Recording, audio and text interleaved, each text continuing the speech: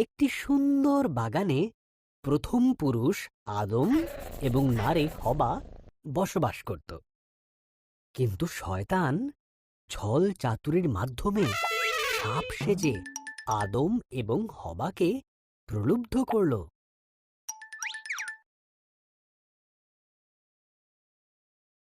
সাপ জিজ্ঞাসা করল, এইসব গাছগুলির থেকে কি ফল খেতে ঈশ্বর তোমাদের বারণ করেছে? হবা উত্তর দিল, শুধু মাঝখানের গাছটির ফল খেতে বারণ করেছে। যদি খাই তাহলে মারা যাব। সাপ বলল, তুমি মারা যাবে না।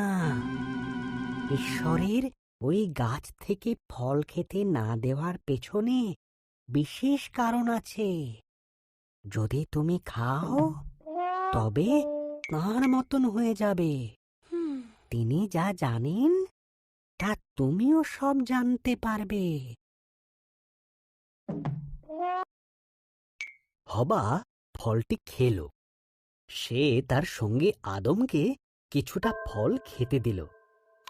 আদমও ফলটি খেল এবং খাবার পরেই তারা এমন কিছু জানতে পারল যা তাদের জানা ছিল না।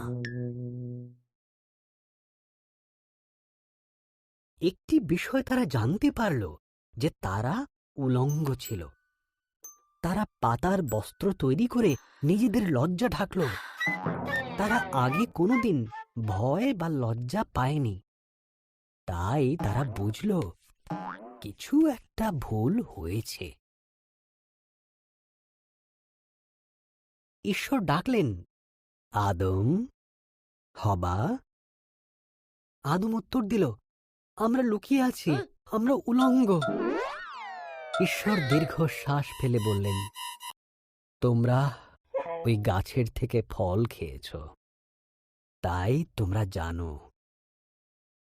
তখন আদম হবাকে দোষ দিল, আর হবা সাপকে দোষ দিল।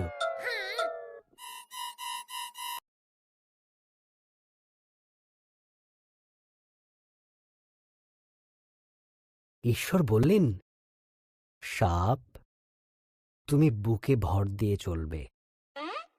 এক নারীর পুত্র সন্তান তোমাকে পরাজিত করবে।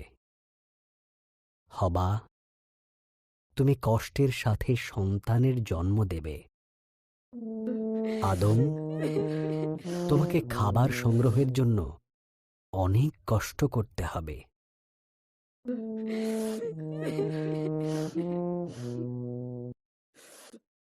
এরপর ঈশ্বর আদম এবং হবার জন্য পোশাক তৈরি করে তাদের পরালেন আর বাগান থেকে বের করে দিলেন।